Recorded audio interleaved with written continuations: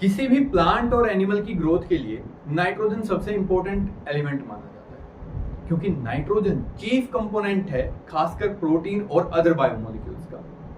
लेकिन एनवायरनमेंट के अंदर 78% नाइट्रोजन होते हुए भी हम प्रोटीन की डेफिशिएंसी हो गई है, कमी हो गई है, चिल्लाते रहते हैं। अगर आप एग्रीकल्चर प्रैक्टिसेस से थोड़ा सा भी रिलेटेड है तो आपको पता होगा कि किसी भी एग्रीकल्चर प्रोडक्शन में यूरिया नाम का एक कंपाउंड बहुत ज्यादा यूज होता है। बिल्कुल वही यूरिया जो एक एसेंशियल कंपोनेंट बन गया है एग्रीकल्चर प्रैक्टिसेस में, जिसे आजकल लोग ये भी कहते हैं कि बहुत नुकसान होता है। लेकिन सोच के देखिए कि ये जो ह्यूज अमाउंट में हम पल्सेस या ग्रेन्स का प्रोडक्शन कर पा रहे हैं, ये इसी मॉलिक्यूल की वजह से है। जब पॉपुलेशन बहुत ज्यादा इंक्रीज हो रही थी तो हमारे पास इतनी फूड अवेलेबिलिटी भी नहीं थी कि हर एक इंसान को भरपेट खाना मिल सके। ये फर्टिलाइजर्स ही थे जिन्होंने हमें इतनी ह्यूज अमाउंट में प्रोडक्शन दिया, क्योंकि प्लांट्स इतने ज्यादा कैपेबल नहीं है कि वो एनवायरनमेंट में से नाइट्रोजन को यूज कर लेंगे और अपने लिए बायोमोलिक्यूल सिंथेसाइज कर लेंगे। तो यूरिया प्रोडक्शन एक एसेंशियलिटी थी। अगर मैं आपको एक बेसिक सा डाटा दूं तो लगभग 200 मिलियन मीट्रिक टन यूरिया हमने यूज किया है 2023 के अराउंड। 200 million metric ton. सोच के देखिए कि अगर आपको इतनी ह्यूज अमाउंट में प्रोडक्शन करनी है तो उसके लिए आपको कितना अच्छा इंडस्ट्रियल सेटअप चाहिए। और यही हेल्प करती है केमिस्ट्री। केमिस्ट्री आपको सिर्फ ये नहीं बताती है कि क्या एटम है, क्या मॉलिक्यूल्स हैं, ये आपकी डेली लाइफ से रिलेटेड है। हमारा टॉपिक भी यहीं से शुरू होने वाला है। मैं आपको एक बेसिक सा तरीका देता हूं। हमने कहा कि यूरिया आप किससे बनाएंगे। यूरिया प्रोडक्शन जो है वो किससे किया जाता है। यूरिया प्रोड्यूस करते हैं हम दो सिंपल मॉलिक्यूल से, जिनका नाम है अमोनिया एंड कार्बन डाइऑक्साइड। ये दोनों मॉलिक्यूल मिलके हमारे पास बनाते हैं urea. That is the formula of urea, NH2CONH2। बिल्कुल वही व्हाइट ग्रेन्स जो आपने नॉर्मली अपने खेतों में देखे हुए। अब ये अमोनिया प्रोडक्शन सबसे बड़ा टास्क था, क्योंकि इसके अंदर नाइट्रोजन है। सबसे सस्ता सोर्स हमारे पास ये हो सकता है कि हम नाइट्रोजन और हाइड्रोजन की रिएक्शन करवाएं और हमारे पास अमोनिया बन जाए, क्योंकि हाइड्रोजन हमें वाटर से अवेलेबल हो सकता है और नाइट्रोजन ऑलरेडी एनवायरनमेंट में 78% प्रेजेंट है। तो ठीक है, हम एनवायरनमेंट में से उसे एक्सट्रैक्ट कर लेंगे, सस्ता भी रहेगा, टिकाऊ भी रहेगा। लेकिन प्रॉब्लम, दोनों ही लेस रिएक्टिव मॉलिक्यूल्स हैं एक दूसरे के साथ। हमारे पास सबसे पहला जो आप कंसेप्ट पढ़ते हैं केमिस्ट्री में, वो आपने पढ़ा होगा mole concept. Mole concept basically आपको एक क्वांटिटेटिव रिलेशनशिप देता है। कितनी चीजों को लेंगे, कितनी अमाउंट में प्रोडक्ट बनेगा, तो क्वांटिटेटिव रिलेशनशिप यहां से सेट हो जाता है। अगर मैं इसे एक बैलेंस केमिकल इक्वेशन के फॉर्म में लिखूं तो यहां से मुझे पता लग जाता है कि 1 मोल नाइट्रोजन 3 मोल हाइड्रोजन के साथ रिएक्शन करेगा और हमारे पास बनेंगे 2 मोल अमोनिया। यानी कि 34 ग्राम अमोनिया आप प्रोड्यूस कर सकते हैं by 28 gram nitrogen and 6 gram hydrogen. ये क्वांटिटेटिव रिलेशनशिप। लेकिन ऐसा नहीं है कि आप नाइट्रोजन लेंगे, हाइड्रोजन लेंगे, उन्हें मिक्स करेंगे और आपके पास अमोनिया बन जाएगा। अगर इतना सिंपल होता तो कहानी सेट ही हो गई थी। इस रिएक्शन में एक प्रॉब्लम है। मैं आपको एक बात और बता देता हूं, इसे हैबर प्रोसेस कहते हैं। ये नोबल प्रोसेस है, हैबर प्रोसेस है, और ये प्रोसेस नोबेल प्राइज विनिंग है। इसके लिए नोबेल प्राइज मिला है। अब ये इतनी इंपॉर्टेंट प्रोसेस क्यों है? क्योंकि ये प्रोसेस आपको फर्टिलाइजर प्रोडक्शन में रिवॉल्यूशन देने वाला है। तो इस प्रोसेस की वजह से इसे नोबेल प्राइज के लिए नॉमिनेट किया गया। अब कहानी ये है कि हमें ये रिएक्शन होती हुई नहीं दिख रही, तो इसीलिए हमने यूज किया अपनी केमिस्ट्री के सेकंड पार्ट का, जिसे आप कहते हैं थर्मोडायनेमिक्स, जिसमें एक इक्वेशन है delta G is equal to delta H minus T delta H. इस इक्वेशन की हेल्प से आपने ये बताया कि आप इस रिएक्शन को करने के लिए कंडीशन क्या लेंगे, और कंडीशंस आ गई। हमारे पास कंडीशन थी high temperature and high pressure. आप अप्रोक्सीमेटली 200 एटमॉस्फेरिक प्रेशर मेंटेन करिए, 450 के अराउंड टेम्परेचर मेंटेन करिए और रिएक्शन हो जाएगी। एक्सोथर्मिक रिएक्शन है और इस एक्सोथर्मिक रिएक्शन के लिए डेल्टा एच की वैल्यू होती है 94.2 किलो जूल पर मोल, यानी कि हमारा काम आसान होता जा रहा है। लेकिन थर्मोडायनेमिक्स सिर्फ आपको यह बता सकता है कि कोई रिएक्शन कितनी आसानी से होना चाहती भी है या नहीं। वो स्पॉन्टेनियस प्रोसेस भी है या नहीं है। हमारे पास सबसे मेन मुद्दा ये रहता है कि क्या वो रिएक्शन जल्दी से हो सकती है। अगर मान लो कि इंडस्ट्री में आपको एक रिएक्शन करवाने में सैकड़ों साल लग रहे हैं तो उसका कोई फायदा ही नहीं हुआ। तो हमने एक और टॉपिक पढ़ा, the topic was chemical kinetics, और केमिकल काइनेटिक्स आपको बताता है कि किस तरीके से इस रिएक्शन को आप आयरन और पोटेशियम हाइड्रोक्साइड का यूज करके स्पीड अप कर सकते हैं। यानी कि जिस रिएक्शन को होने में आपको लग रहा है कि बरसों लग जाएंगे, उस रिएक्शंस को आप कुछ घंटों में करके अमोनिया प्रोड्यूस कर सकते हैं। सब कुछ सही चल रहा था, लेकिन हमारे पास एक प्रॉब्लम अभी भी है। You are only capable to convert 15% of nitrogen and hydrogen into ammonia.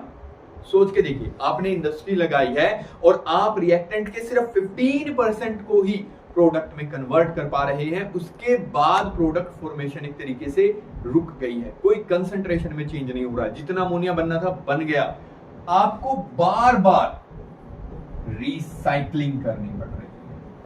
इसका मतलब कुछ न कुछ कमी है, और यहीं से आता है हमारा टॉपिक इक्विलिब्रियम। इक्विलिब्रियम और थर्मोडायनेमिक्स केमिस्ट्री के दो सबसे डरावने टॉपिक माने जाते हैं। इन्हें कंसीडर किया जाता है कि ठीक है भैया, आप पढ़ लेता हूं, बस इतना कर लेता हूं कि मेरे क्वेश्चन सॉल्व हो जाए। अगर आप इस माइंड प्रोसेस के साथ इसे पढ़ रहे हैं तो आपको ये डिफिकल्ट लगेगा ही, लेकिन अगर आप इसे पढ़ रहे हैं कि किस तरीके से टॉपिक आया है, क्या ये बताने की कोशिश कर रहा है, क्या कमियां रह गई थी हमारी लॉज में जिन्हें ये दूर करने वाला है, तो आपको ये टॉपिक जरूर समझ में आएगा। So here is your mentor R Kaushik, only on पढ़ाकू बच्चा। सबसे पहले हमारे टॉपिक को हम एग्जाम पॉइंट ऑफ व्यू से इसकी इंपॉर्टेंस समझ लेते हैं।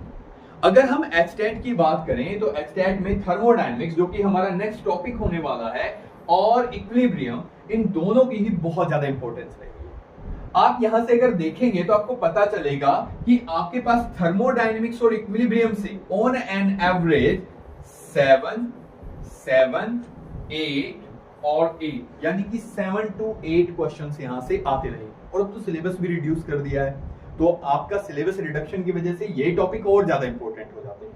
और अगर आप कह रहे हैं कि आपके एवरेज में मान लेता हूं, 8 भी छोड़िए, मैं मान लेता हूं कि हमारे पास सिर्फ 7 टॉपिक्स ही हैं, 7 क्वेश्चंस ही यहां से आने वाले हैं। सो अगर आपके 7 क्वेश्चन आ रहे हैं आउट ऑफ 60 क्वेश्चन, तो मान के चलिए कि आप मोर देन 11.5% सिलेबस कवर कर रहे हैं। उसी तरीके से मैंने आपको बताया था कि chemical bonding and coordination compound, ये दोनों भी ऑन एन एवरेज 7 क्वेश्चंस को कवर करते हैं। यानी कि 4 चैप्टर अगर आप पढ़ रहे हैं तो आपके 15 क्वेश्चंस कवर हो रहे हैं आउट ऑफ 60। 15 मार्क्स बहुत ज्यादा हो गए भाई। सिर्फ 4 घंटे, मेरे हिसाब से 1-1.5 घंटे का लेक्चर ये है, 1-1.5 घंटे का ये है, और ये है ऐसे ही है। तो हमारे अगर 15 क्वेश्चंस ये 4 लेक्चर देख के कवर हो रहे हैं, तो आई थिंक इससे बेटर मैं कुछ नहीं कर सकता। इक्विलिब्रियम देखो, जब हमारी क्लासेस चल रही थी, एक बहुत बड़ा टॉपिक है। आई होप मैंने 17 to 18 आवर्स में कंप्लीट किया है, लेकिन यहां पर मैं आपको जो डिटेल में एक्सप्लेनेशन दे रहा हूं कि किस तरीके से क्वेश्चंस आएंगे, उनको ध्यान से देखिएगा। अगर आप ये भी अगर सुन लेते हैं और उसके बाद अगर आप पढ़ेंगे तो आपका बहुत ज्यादा टाइम बचने वाला है। मेरा कहने का मतलब ये है कि टॉपिक आप छोड़ नहीं सकते, चाहे आपको मुश्किल लगे। आसान चीजें पढ़ते आ रहे हैं आप, लेकिन अब आपको थोड़ा सा स्ट्रगल करना पड़ेगा। जिंदगी आसान चाहिए तो हार्ड, तो भैया मेहनत करनी ही पड़ेगी आपको। क्लियर? चलिए, सबसे पहले हम बात करते हैं अपने फर्स्ट क्वेश्चन के बारे में। Equilibrium constant for a reaction hydrogen and iodine give rise to hydrogen iodide is Kc, then what will be the equilibrium constant for the reaction. एक रिएक्शन दी गई है और उसमें पूछ रहा है कि इक्विलिब्रियम कांस्टेंट की वैल्यू बताइए। पहले एक सिंपल से वर्ड में ये समझने की कोशिश करते हैं कि इक्विलिब्रियम है क्या। मान लीजिए मेरे पास एक कंटेनर है जिसमें मैंने कोई भी लिक्विड फिल किया हुआ है, वाटर ही कंसीडर कर लेते हैं। आपके पास वाटर बोतल होती है, गर्मी में आपने देखा होगा कि अगर वो बंद है तो उसके ऊपर ना वेपर्स बन जाते हैं। तो ये वेपर्स क्या करेंगे, आपको पता है गैसेस हमेशा अपने कंटेनर की वॉल पे प्रेशर लगाती हैं, तो ये वेपर्स भी प्रेशर लगाएंगे। क्या हम इसे वेपर प्रेशर कहेंगे? नहीं। वेपर प्रेशर हम कब कहेंगे?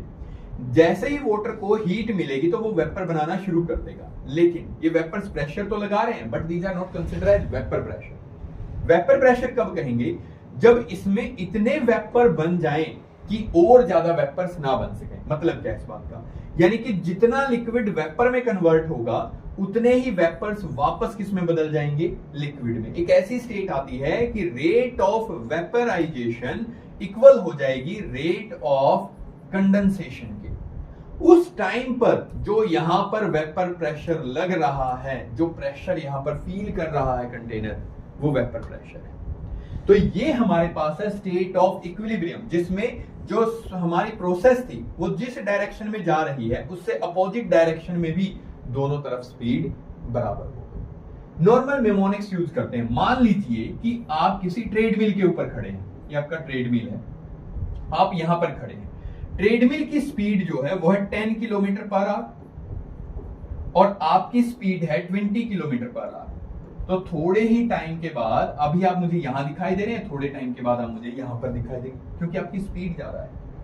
अगर इसी ट्रेडमिल को हम रिवर्स कर दें, यानी कि आपकी ट्रेडमिल जो है उसकी स्पीड है 20 और आपकी स्पीड है 10, तो अगर आप यहां खड़े थे तो थोड़ी देर के बाद आप मुझे यहां पर दिखाई देंगे। ये हो गया फॉरवर्ड डायरेक्शन, ये हो गई बैकवर्ड डायरेक्शन, यानी कि आपको चेंज एक स्पेसिफिक डायरेक्शन में दिखाई दे रहा है। अब थर्ड पॉइंट पर आते हैं। अगर आपकी स्पीड 10 किलोमीटर पर आवर है और ट्रेडमिल की स्पीड भी 10 किलोमीटर पर आवर है और आप इस पॉइंट के ऊपर खड़े हैं, तो आप मुझे 10 सेकंड, 1 घंटे, 3 घंटे के बाद यहीं पर दिखाई देंगे। आप चल रहे हैं लेकिन आपकी पोजीशन चेंज नहीं हो रही है, क्योंकि जो स्पीड है फॉरवर्ड और बैकवर्ड डायरेक्शन में वो सेम हो गई है। इस सिचुएशन को हम बोलते हैं इक्विलिब्रियम। अब इक्विलिब्रियम बहुत जल्दी अचीव हो सकता है, बहुत लेट अचीव हो सकता है। कैसे? मान लेते हैं कि ये आपकी स्पीड जो है, जैसे ट्रेडमिल की स्पीड 20 किलोमीटर पर आवर है, आपने ट्रेडमिल पे चलना शुरू किया, आपने देखा कि आप पीछे जा रहे हैं, इसका मतलब आपकी स्पीड कम है, तो आपने तेज भागना शुरू कर दिया। अगर आप यंग हैं, आपके अंदर एनर्जी ज्यादा है, तो आप जल्दी ही इस स्पीड को मैच कर लेंगे। अगर आप एज्ड हैं, आपके घुटने बोल चुके हैं, तो भाई स्पीड को अचीव करने में टाइम लगेगा। तो कितनी जल्दी आप दोनों डायरेक्शंस में स्पीड को बराबर करते हैं, या आपका केमिकल चेंज या फिजिकल चेंज कितनी जल्दी दोनों डायरेक्शंस में स्पीड को अचीव करता है, इस फैक्टर को हम बोलते हैं इक्विलिब्रियम कांस्टेंट। यानी कि इक्विलिब्रियम कांस्टेंट एक तरीके से आपको यह बताता है कि कितना रिएक्टेंट प्रोडक्ट में कन्वर्ट हो जाएगा, उसके बाद दोनों डायरेक्शन में स्पीड बराबर हो जाएगी। इस चीज को समझते हैं एक छोटे से एक्सप्रेशन के थ्रू। मान लीजिए कि आपके पास कोई रिएक्शन है, एक बैलेंस्ड केमिकल इक्वेशन में यहां पर लिखता हूं, A B give rise to equilibrium आ रहा है C प्लस D। यानी कि शुरू में A और B मिलके C और D बना रहे थे, लेकिन जैसे जैसे C और D की अमाउंट बढ़ती गई, वैसे वैसे C और D ने वापस क्या बनाना शुरू कर दिया, AB। तो इक्विलिब्रियम हमारे पास आ गया। अब हमारे पास केमिकल काइनेटिक्स में आता है लॉ ऑफ मास एक्शन, और लॉ ऑफ मास एक्शन क्या कहता है कि किसी भी रिएक्शन की जो स्पीड है, जैसे रेट 1 में से कंसीडर कर लेता हूं, R1 में से मान लेता हूं, यानी कि फॉरवर्ड RF कह देते हैं, फॉरवर्ड डायरेक्शन में किस पे डिपेंड करेगा, concentration of A raise to power stoichiometric coefficient, concentration of B raise to power stoichiometric coefficient. तो रिएक्टेंट कितनी आसानी से प्रोडक्ट में बदल रहा है, ये फॉरवर्ड डायरेक्शन की स्पीड हो गई। और हम इसे लिख सकते हैं RF is equal to proportionality constant लगा देंगे KF, that is A raise to power A B raise to power B। इसे आप रेट कांस्टेंट भी बोलते हैं, ध्यान रखिएगा, यहां से क्वेश्चन आते हैं भाई। इसे हम रेट कांस्टेंट भी कहेंगे। उसी तरीके से इस रिएक्शन की बैकवर्ड डायरेक्शन में स्पीड कितनी हो जाएगी, तो बैकवर्ड डायरेक्शन में क्या हो जाएगी, रेट कांस्टेंट हो जाएगा बैकवर्ड डायरेक्शन के लिए KB, और स्पीड डिपेंड करेगी concentration of C, concentration of D raise to power. अब इक्विलिब्रियम क्या कहता है, इक्विलिब्रियम कहता है कि भैया मैं वो सिचुएशन हूं जब दोनों तरफ की स्पीड बराबर हो जाए, यानी कि RF इक्वल हो जाए RB के। तो मैं इन दोनों इक्वेशंस को इक्वल पुट करूं तो मैं कह सकता हूं KF is equal to, KF क्या है, concentration of A raise to power A, concentration of B raise to power B। किसके इक्वल हो गया, KB concentration of C raise to power C, concentration of D raise to power D।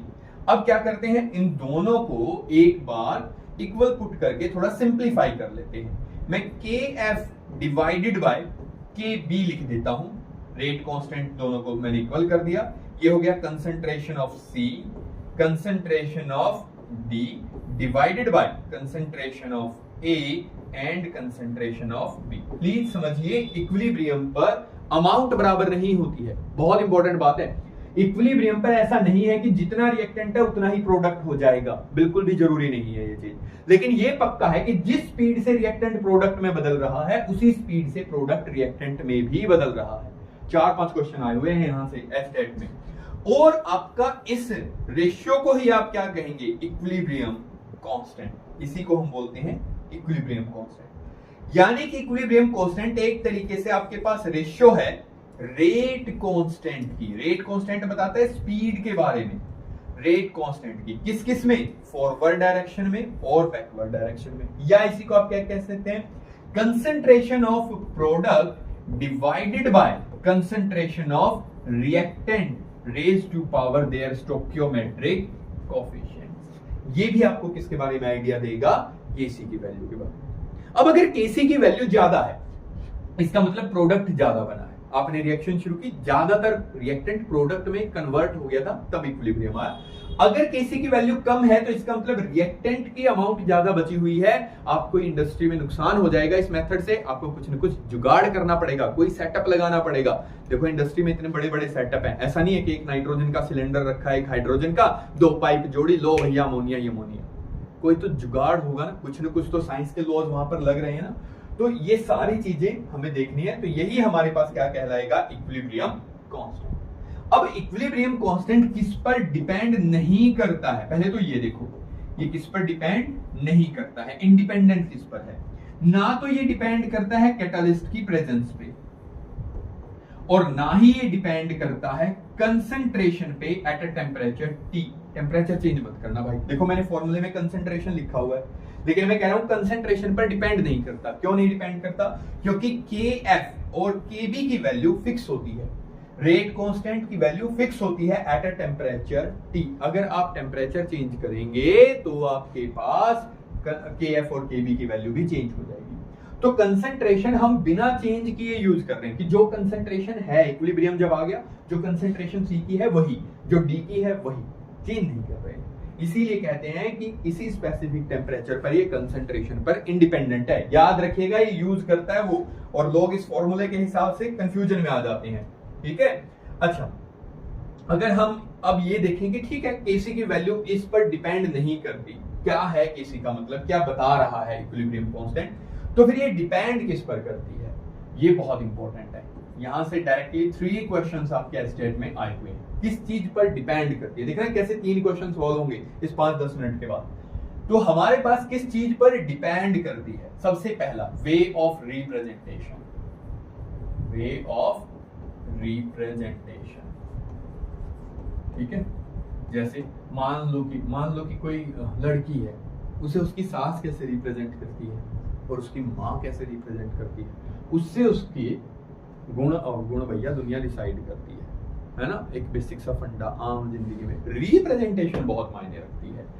तो उसी तरीके से किसी रिएक्शन को represent कैसे किया गया है वो बहुत मायने रखता है। जैसे मान लीजिए कि मैं कहता हूं कि मेरे पास कोई नॉर्मल रिएक्शन है यार, A B और इक्विलिब्रियम में कन्वर्ट हो रहा है C D में, तो इसके लिए इक्विलिब्रियम कांस्टेंट की वैल्यू देखो क्या हो जाएगी, concentration of C concentration of D, यानी कि product divided bye reactant logic. ये हमारे पास हो गया इक्विलिब्रियम कांस्टेंट। लेकिन इसी रिएक्शन को अगर मैं ऐसे लिख दूं, C plus D give rise to A plus B, तो इसके लिए मान लेते हैं कि C डैश मैंने मान लिया, तो इक्विलिब्रियम कांस्टेंट की वैल्यू क्या हो जाएगी, concentration of A B divided by concentration of C and D। ठीक है, अच्छा मैं इसे क्या करता हूं, रिवर्ट कर देता हूं, 1 बाय KC डैश अगर मैं लिखूं तो मैं इसे कैसे लिख सकता हूं, C इसे भी रिवर्ट कर देंगे, D डिवाइडेड बाय A और B, और इसकी जगह मैं क्या लिख सकता हूं, किसकी वैल्यू है, KC की वैल्यू, तो मैं क्या कह दूंगा, 1 by KC dash is equal to KC। मतलब अगर आपने एक रिएक्शन को उल्टा कर दिया, रिएक्टेंट से प्रोडक्ट बना रहे थे, अगर आप प्रोडक्ट से रिएक्टेंट बनाएंगे तो जो इक्विलिब्रियम कांस्टेंट है उसकी वैल्यू क्या हो जाएगी 1/this। मतलब अगर आपके लिए कोई भी, देखो आप चेंज समझना, मान लो कि किसी रिएक्शन के लिए इक्विलिब्रियम कांस्टेंट की वैल्यू 2 है, आपने उसे उल्टा करके लिख दिया तो उसके लिए इक्विलिब्रियम कांस्टेंट की वैल्यू क्या हो जाएगी 1/2। ये वैल्यू है 2 और ये वैल्यू कितनी है 0.5। ये इससे कितने टाइम्स है 4 टाइम्स। मतलब अगर रिएक्टेंट से प्रोडक्ट बन रहा है तो प्रोडक्ट से रिएक्टेंट बनने के चांसेस 4 गुना कम हो गए। बात समझ में आ रही है? क्या समझाने की कोशिश कर रहा हूं, क्योंकि देखो रिएक्टेंट से प्रोडक्ट अगर बन रहा है तो ये फेवरेबल सिचुएशन है, प्रोडक्ट से रिएक्टेंट बनने के चांसेस कंपैरेटिवली कम होंगे, दोनों के बराबर हो बड़ा रेयर चांस है। तो मैं ये समझाने की कोशिश कर रहा हूं कि ये बहुत जरूरी चीज है।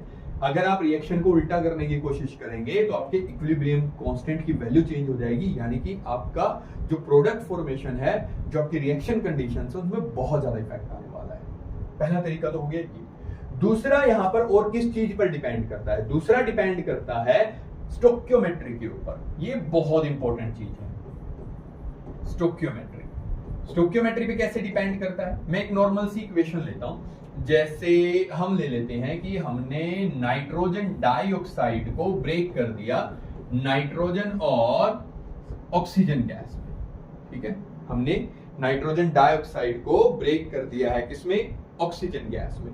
अब अगर हम इसे बैलेंस करें तो हमारे पास ये हो जाएगा, ये हमारे पास एक बैलेंस इक्वेशन हो गई। क्लियर है? अब इसके लिए इक्विलिब्रियम कांस्टेंट की वैल्यू लिख के देखिए, Kc की वैल्यू क्या हो जाएगी, concentration of nitrogen, concentration of oxygen raise to power 2 divided by concentration of nitrogen dioxide raise to power 2। ये हमारा इक्विलिब्रियम कांस्टेंट हो गया। अब मैं इस इक्वेशन को डिवाइड कर देता हूं, 2 से डिवाइड कर देते हैं तो हमारे पास क्या हो जाएगा, NO2 give rise to 1/2 N2 plus O2। पूरी इक्वेशन को मैंने 2 से डिवाइड कर दिया। अब इसके लिए इक्विलिब्रियम कांस्टेंट की वैल्यू लिखो, क्या हो जाएगा, concentration of nitrogen raise to power 1/2 concentration of oxygen and divided by concentration of nitrogen dioxide.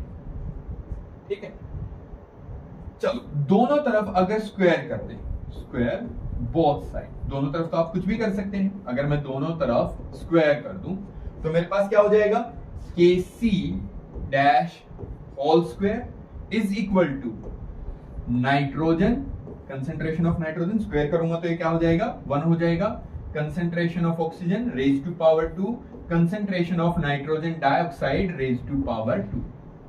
अब इसकी जगह देखो फिर से मैं क्या लिख सकता हूं, ये वाली वैल्यू लिख सकता हूं। तो मेरे पास क्या बन गया, मैं कह सकता हूं Kc डैश का स्क्वायर किसके इक्वल हो जाएगा, Kc के इक्वल हो जाएगा। यानी कि एक इक्वेशन को अगर आप किसी n नंबर से डिवाइड कर देते हैं तो उसका इक्विलिब्रियम कांस्टेंट किस में चला जाएगा, स्क्वायर। देखो पहले ध्यान से समझना, किस में चला जाएगा, स्क्वायर में। किसका, जो नया इक्विलिब्रियम कांस्टेंट है। पहले वाले से अगर कंपेयर करोगे तो Kc डैश किसके इक्वल हो जाएगा, ये इधर स्क्वायर है उधर जाएगा तो अंडर रूट में, क्योंकि आपको इसकी वैल्यू देगा वो और इसकी पूछेगा, इसीलिए मैंने रिलेशन इसके रिस्पेक्ट में बनाया है।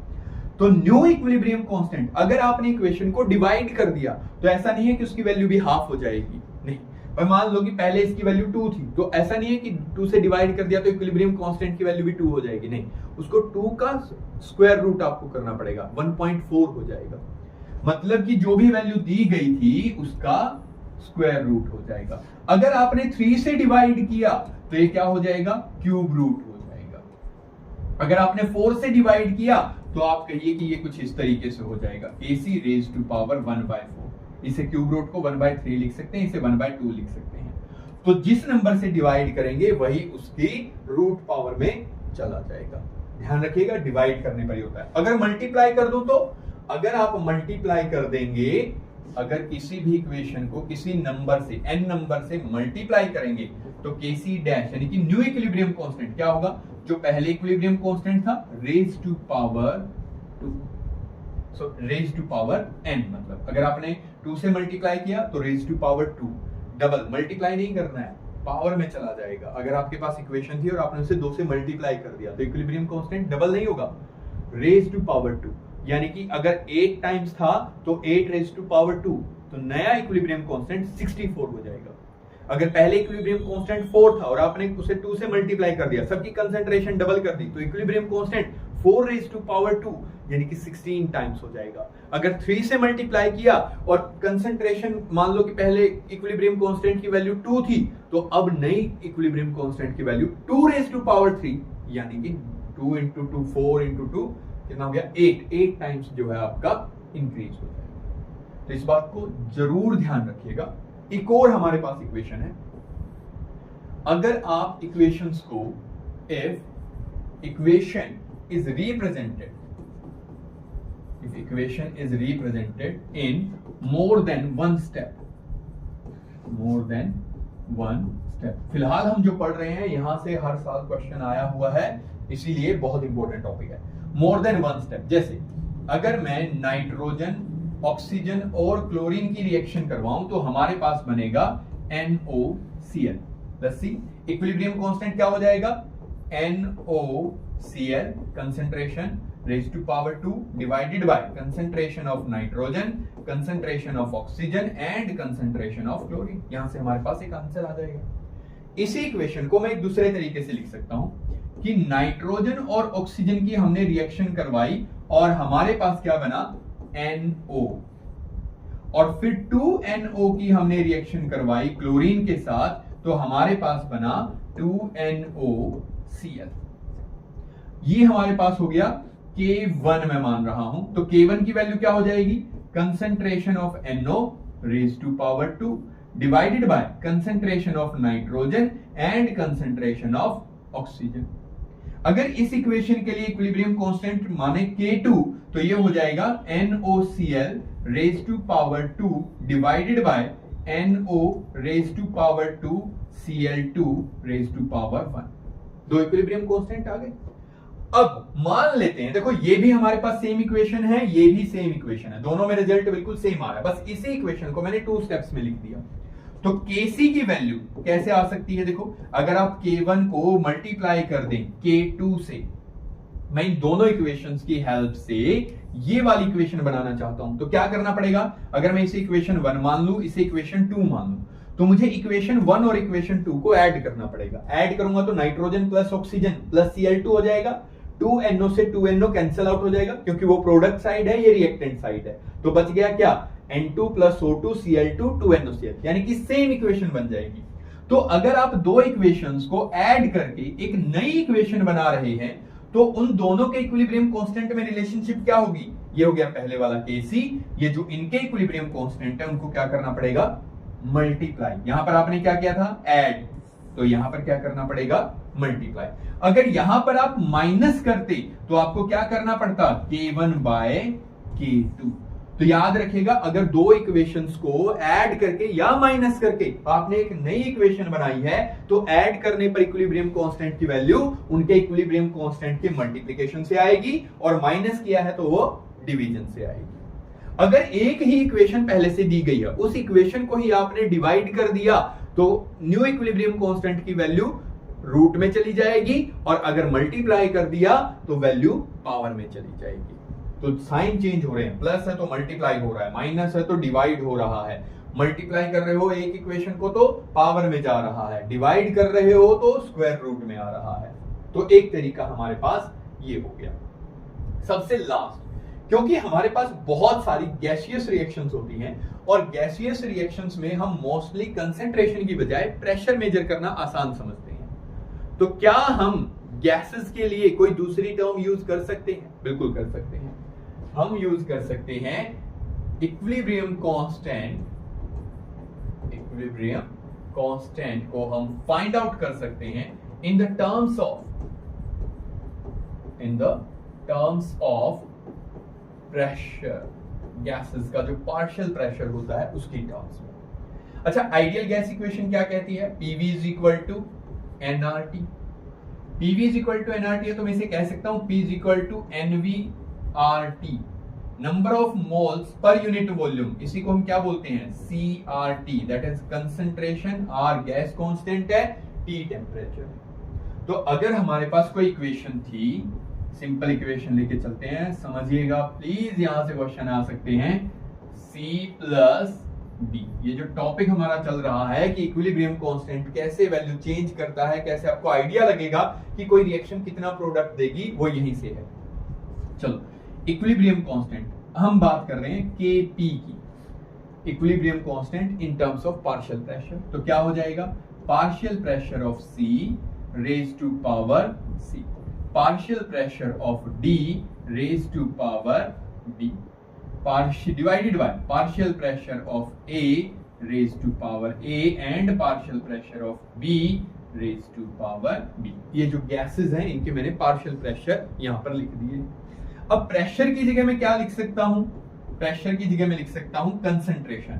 तो कंसंट्रेशन में कैसे बदलेंगे? पीसी की जगह मैं क्या लिख सकता हूं? Concentration of C R T raise to power C, concentration of D R T raise to power D, and concentration of A R T raise to power A, and concentration of B R T raise to power B. अब इन सब में से मैं R T को बाहर निकाल देता हूं, तो केपी क्या हो जाएगा? C raise to power C, और हो गया R T raise to power C. ठीक है, इसको भी मैंने लिख दिया और इसको भी। Concentration of D raise to power D था, और आर टी जो है ये रेज टू पावर डी हो गया। उसी तरीके से कंसंट्रेशन ऑफ ए और आर टी को मैंने बाहर निकाल दिया, कंसंट्रेशन ऑफ बी और आर टी को मैंने बाहर निकाल दिया। ठीक है, अब देखो ये एबीसी वाली टर्म को अलग करो, ये डी था डिवाइडेड बाय ए बी, ये हो गया आर टी। क्या हो जाएगा? देखो अगर बेस सेम होता है तो पावर ऐड हो जाती है, तो ये हो गया सी प्लस डी, और ये क्या हो जाएगा? R T raise to power A plus B. अब अगर बेस सेम हो और पावर नीचे से ऊपर जाएगी तो माइनस हो जाएगा। अब इसे हम क्या लिख सकते हैं? इसे मैं लिख सकता हूं Kc। अगर मैं इसे कंसंट्रेशन की टर्म में लिखता तो बिल्कुल सेम यही लिखता, concentration of product divided by concentration of reactant. तो ये रिप्रेजेंट कर रहा है Kc को, और इसे मैं क्या लिख दूंगा? Kc, इसे क्या लिख दूंगा? R T raise to power C plus D minus A plus B, और इसी को हम बोलते हैं डेल्टा एन। यानी कि हम कह सकते हैं अगर किसी रिएक्शन के लिए आप इक्विलिब्रियम कांस्टेंट फाइंड आउट कर रहे हैं उसके प्रेशर की टर्म में, तो अगर आपको उसका इक्विलिब्रियम कांस्टेंट पता है उसकी कंसंट्रेशन की टर्म में, तो आपको करना है R T raise to power delta N, where delta N is number of moles of product minus reactant. कितने मोल प्रोडक्ट के हैं और कितने मोल्स आपके पास रिएक्टेंट के हैं, उनकी जो गैप है, जो वैल्यू है, डिफरेंस है, वो डेल्टा एन है। बट याद रखिएगा ओनली फॉर गैसियस, क्योंकि प्रेशर कौन लगा रही थी? गैसेस। लिक्विड और सॉलिड प्रेशर नहीं लगा रहे थे यहाँ पे, इसीलिए डेल्टा एन हमेशा याद रखिएगा। सिर्फ किसके लिए लेके चलना है आपको? गैसेस के लिए लेके चलना है। कहानी क्लियर हो गई? अब एक बार ये देख लीजिए हमारे क्वेश्चंस क्या क्या आए हुए थे। ये क्वेश्चन था हमारा, क्या किया है इसने? एक रिएक्शन दी है और उसे डिवाइड कर दिया है, किससे? 2 से डिवाइड कर दिया है। तो इक्विलिब्रियम कांस्टेंट की वैल्यू, अगर पहले वैल्यू Kc है और आप डिवाइड कर रहे हैं तो Kc डैश की वैल्यू क्या हो जाएगी? डिवाइड किया है तो Kc का अंडर रूट चला जाएगा। ठीक है, कहां है इक्वेशन? ये रही इक्वेशन, 2 से डिवाइड किया है तो आंसर क्या हो जाएगा? Square root of Kc। ठीक है, that will be the new value of equilibrium constant. हो गया क्वेश्चन? बस यही समझना था आपको। ठीक है, रटना नहीं था, बस रटोगे तो भूल जाओगे भैया। अब ये देखो सेम क्वेश्चन 2018 के बाद 2022 में सेम क्वेश्चन आया, वहां पर डिवाइड किया, यहाँ हाइड्रोजन और आयोडीन को क्या कर दिया? इक्विलिब्रियम कांस्टेंट की वैल्यू देके मल्टीप्लाई कर दिया। तो मल्टीप्लाई करोगे तो Kc डैश की वैल्यू क्या हो जाएगी? पहले इक्विलिब्रियम कांस्टेंट की वैल्यू Kc थी, मल्टीप्लाई किया है तो वैल्यू पावर में चली जाएगी। सी इज द करेक्ट आंसर। हो गई। तो पहले जो हमने ये आधा घंटा लगाया है समझने में चीजों को, उसका बेनिफिट ये है कि अब आप क्वेश्चन बड़ी आसानी से बिना टाइम वेस्ट किए समझ सकते हैं। रिएक्शन दी गई है 2NO plus Cl2 give rise to 2NOCl। Kp is related to Kc। लो भैया अभी तो पढ़ा है Kp और Kc में क्या रिलेशनशिप है, Kp is equal to Kc RT raised to power delta n। Delta n क्या होता है, number of moles of product, कितने हैं भैया 2, number of moles of gaseous reactant, एक ये रहा दो ये रहे, तो कितने हैं 3। तो डेल्टा n की वैल्यू कितनी आ गई -1। तो Kp किसके इक्वल हो जाएगा, Kp is equal to Kc RT raised to power -1। किसी की पावर -1 का मतलब होता है 1/x। अगर मैं कहूं x -1 है तो मैं इसे 1/x कह सकता हूं। तो मेरे पास क्या हो गया, Kp is equal to Kc divided by RT। ये 1/RT हो जाएगा। है कोई option, Kp is equal to KcRT, Kp is equal to KcRT raised to power 2। ये रहा Kp is equal to Kc divided by RT। That is the question। 3 question हो गए, फटाफट हो गए। नेक्स्ट क्वेश्चन पर आते हैं। In which of the following reaction the reaction goes in reverse direction when pressure is increased. क्या बात है भैया। चलो हमारे पास आते हैं ली चैटलियर बाबा। ठीक है, क्या कहते हैं, अबे ये मत ध्यान रखना, बाबा तो मैंने ऐसे लिख दिया। ली चैटलियर बाबा, ली चैटलियर बाबा ये कहते हैं कि थर्मोडायनेमिक्स के हिसाब से इक्विलिब्रियम किसी रिएक्शन के लिए एक बहुत ही अच्छी और स्टेबल सिचुएशन है। ठीक है, याद रखिएगा, equilibrium is a thermodynamically stable state.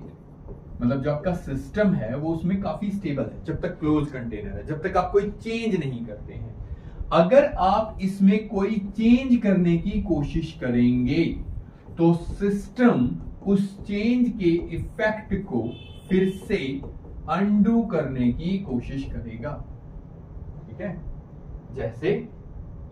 जैसे मान लो एक बंदे ने, जैसे अपने पास बहुत सारे आजकल न्यूज आ रही है ना, उसने उसको निपटा दिया, उसकी बीवी ने उसको निपटा दिया। तो भैया एक लड़का एक लड़की दोनों एक स्टेबल सिचुएशन में है, दे आर इन रिलेशनशिप, घर वाले मान नहीं रहे हैं, रिएक्शन कंडीशंस। उन्होंने सिस्टम में कुछ चेंजेस किए। क्या चेंजेस किए, उन्होंने उस लड़की की शादी किसी और के साथ करवा दी। अब वो पहले स्टेबल सिचुएशन में थे, अब इक्विलिब्रियम हो गया डिस्टर्ब। तो इक्विलिब्रियम को फिर से मेंटेन करने के लिए लड़की ने अपने हस्बैंड को निपटा दिया, है ना। तो ये अंडू करने का जो सिस्टम है ताकि फिर से इक्विलिब्रियम को अटेन किया जा सके, गड़बड़ है भैया। लेकिन मैं आपको बेसिक सा समझाने की कोशिश कर रहा हूं। यही ली चैटलियर कह रहे हैं कि किसी भी केमिकल प्रोसेस में, किसी भी फिजिकल प्रोसेस में अगर इक्विलिब्रियम अटेन हो गया है तो उस इक्विलिब्रियम को सिस्टम फिर से अटेन करने की कोशिश करेगा, उसे चाहे कुछ भी चेंज अपने अंदर करना पड़े। जैसे मान लो कि किसी रिएक्शन के लिए इक्विलिब्रियम कांस्टेंट की वैल्यू अभी पढ़ रहे थे ना, जैसे ये थी concentration of C, concentration of D raise to power concentration of A and concentration of B। मान लो कि मैंने रिएक्शन के अंदर और C ऐड कर दिया। अगर मैं C ऐड करूंगा तो C की वैल्यू बढ़ जाएगी, C की वैल्यू बढ़ जाएगी तो Kc की वैल्यू भी चेंज हो जाएगी।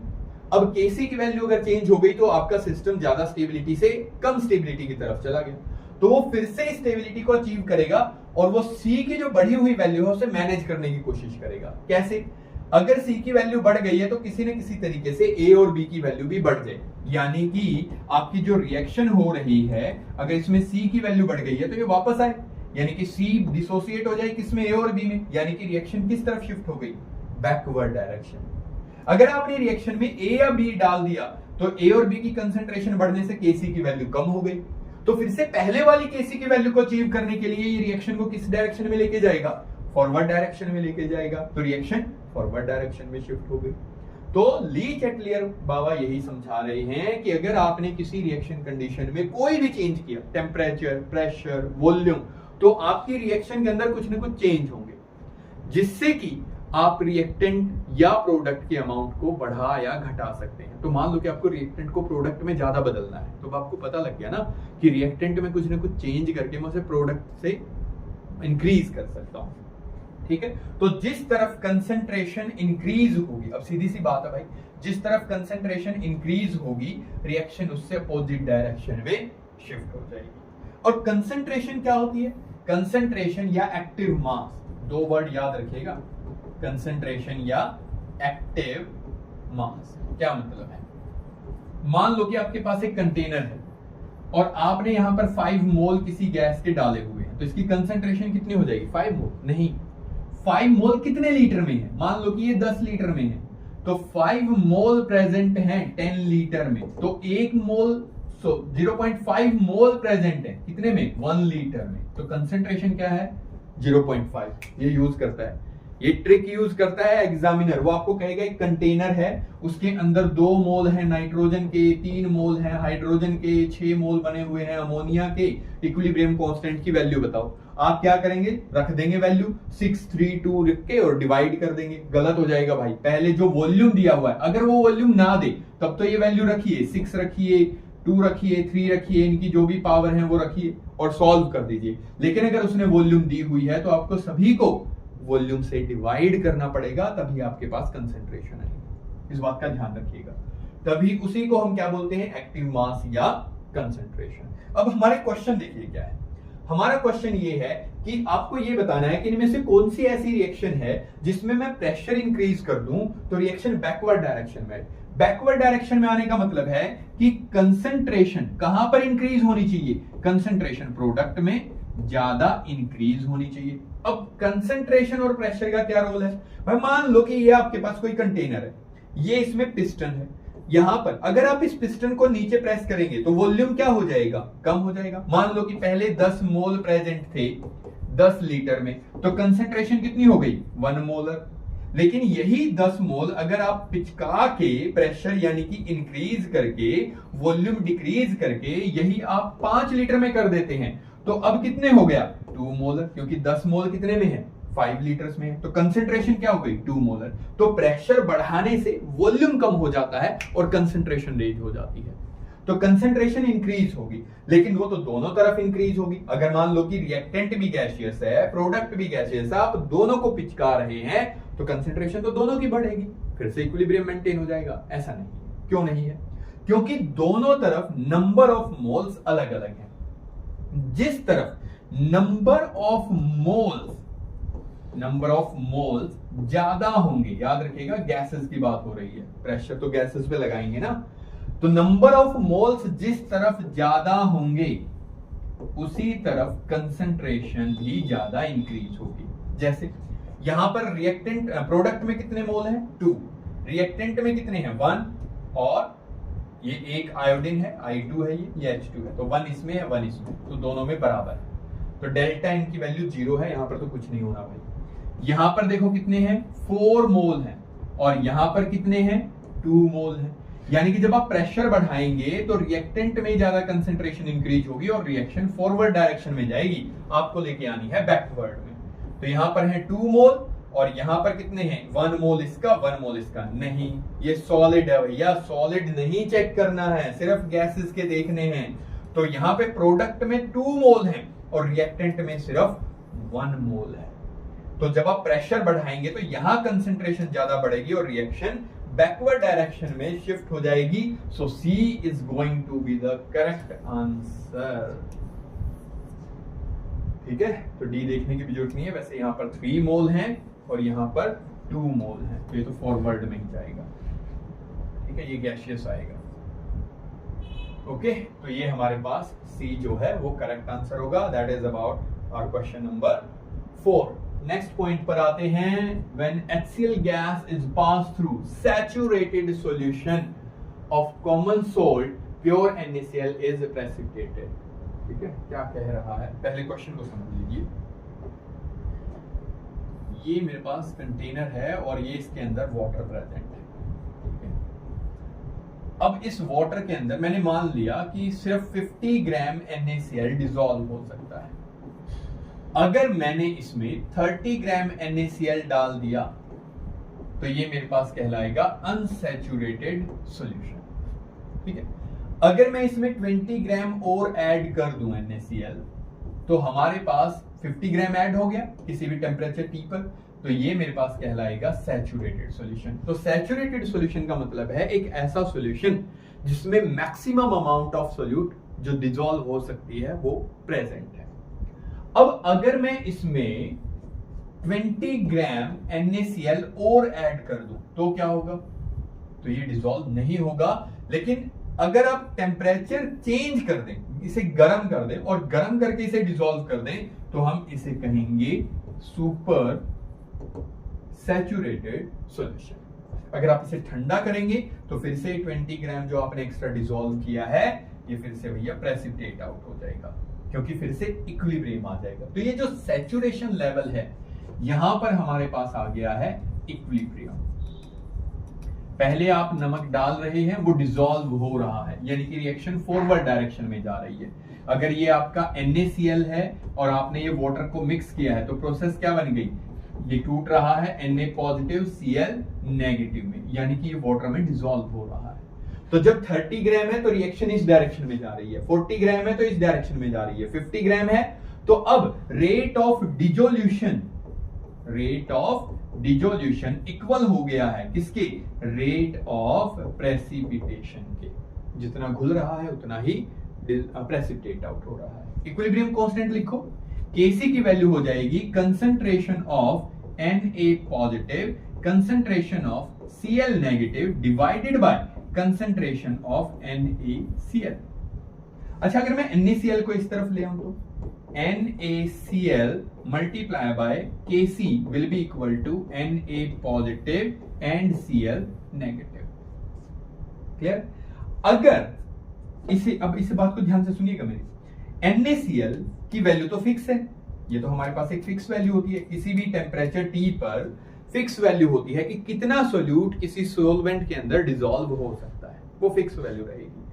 तो ये हमारे पास एक फिक्स वैल्यू होती है और ये इक्विलिब्रियम कांस्टेंट है। इन दोनों की मल्टीप्लिकेशन को हम बोलते हैं सॉल्युबिलिटी प्रोडक्ट।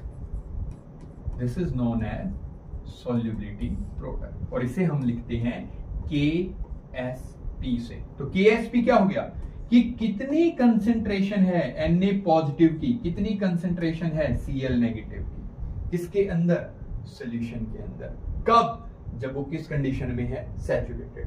अगर वो अनसैचुरेटेड कंडीशन में है या सुपर सैचुरेटेड कंडीशन में है तो हम क्या कहेंगे? हम इसे नाम देंगे आयोनिक प्रोडक्ट। तब इसी को नाम दे देंगे, बस क्या नाम दे देंगे? Ionic product. तो जब सैचुरेटेड सॉल्यूशन होगा तो सोल्युबिलिटी प्रोडक्ट, जब अनसैचुरेटेड या सुपर सैचुरेटेड है तो उसी को हम क्या कहेंगे? Ionic product. अब अगर किसी सॉल्यूशन के लिए, अगर किसी भी सॉल्यूशन के लिए, यहां से अब एक कहानी बनेगी, किसी भी सॉल्यूशन का आयनिक प्रोडक्ट ज्यादा है उसके सोल्युबिलिटी प्रोडक्ट से। आयनिक प्रोडक्ट ज्यादा होने का मतलब क्या है? भाई आपने ज्यादा Na पॉजिटिव और Cl नेगेटिव डिसॉल्व कर दिया है, यानी कि आप इक्विलिब्रियम कंसंट्रेशन से आगे निकल गए हैं, तो वो फिर से क्या करेगा? अपने आप को प्रेसिपिटेट आउट करेगा। तो हमारे पास कौन सी रिएक्शन हो जाएगी? प्रेसिपिटेशन। जैसे गर्म पानी को मैंने ठंडा किया ना, तो जो नमक घुल गया था वो फिर से प्रेसिपिटेट आउट हो गया। तो अगर आयनिक प्रोडक्ट ज्यादा है तो प्रेसिपिटेशन होगा। अगर सोल्युबिलिटी प्रोडक्ट ज्यादा है और आयनिक प्रोडक्ट कम है, यानी कि Na पॉजिटिव और Cl नेगेटिव की कंसेंट्रेशन जो सैचुरेटेड कंडीशन थी उससे कम है, इसका मतलब क्या होगा? More solute can be dissolved. So ये हमारे पास कैसा सॉल्यूशन बनाया जाएगा? अनसैचुरेटेड। यहां पर ये कैसा था? Super saturated. और अगर दोनों बराबर हैं तो बराबर होने का मतलब है कि भैया हमारे पास क्या आ गया है? इक्विलिब्रियम आ गया है। अब आयनिक प्रोडक्ट कहने की ही जरूरत नहीं है, हमारे पास सॉल्यूशन सैचुरेटेड है, तो इसीलिए हम इसे क्या बोलेंगे? Solubility product of the substance को। ठीक है, तो इक्विलिब्रियम को बस ये आपने 9th 10th में से ऐसे पढ़ा था कि सैचुरेटेड, अनसैचुरेटेड, सुपर सैचुरेटेड बन गया। इक्विलिब्रियम में हम इसे इस तरीके से बताते हैं कि घुलने का मतलब है कि आयंस जो है वो वहां पर प्रेजेंट है और आयन और जो आपका मॉलिक्यूल है उसके बीच में एक इक्विलिब्रियम सेटअप हो गया है। घुल गया तो आयन है, नहीं तो सॉलिड में है। और उसी कंसेंट्रेशन के बेस पर आप ये बताते हैं कि कोई चीज सैचुरेटेड है या अनसैचुरेटेड है। अब यहां पर देखिए, आपने क्या किया? आपने ये लिया पानी और पानी के अंदर आपने NaCl को मिक्स कर दिया, तो आपके पास क्या है, Na positive and Cl negative, aqueous aqueous. अब आप इसके अंदर HCl ऐड कर रहे हैं, जब आप इसे HCl देंगे तो आपके पास HCl आएगा और टूट जाएगा किसमें, H पॉजिटिव और Cl नेगेटिव में। ये भी एक्वस है, ये भी एक्वस है। एक तरीके से देखा जाए तो पानी के अंदर क्लोराइड आयन की कंसंट्रेशन इंक्रीज हो गई, और जब क्लोराइड आयन की कंसंट्रेशन इंक्रीज होगी तो रिएक्शन किस डायरेक्शन में आएगी, बैकवर्ड डायरेक्शन में आएगी, क्योंकि जिस तरफ कंसंट्रेशन इंक्रीज होगी रिएक्शन उससे अपोजिट डायरेक्शन में जाएगी। लीच एट क्लियर प्रिंसिपल, इसी को हम बोलते हैं कॉमन आयन इफेक्ट, कि अगर आप कोई कॉमन आयन डालते हैं तो रिएक्शन उससे अपोजिट डायरेक्शन में शिफ्ट हो जाएगी। अपोजिट डायरेक्शन में शिफ्ट होने का मतलब है जो NaCl है इसकी सोल्यूबिलिटी क्या हो गई, डिक्रीज हो गई, क्योंकि और ज्यादा NaCl बन रहा है, यानी कि प्रेसिपिटेशन होगा। प्रेसिपिटेशन हो रहा है तो क्या हुआ, इंप्योरिटी डिसॉल्व हो गई, नहीं। HCl स्लाइटली सोल्यूबल, नहीं, HCl तो पूरा घुल जाता है। Ionic product of NaCl exceeds the solubility product, बिल्कुल क्या हो रहा है, प्रेसिपिटेशन हो रहा है ना।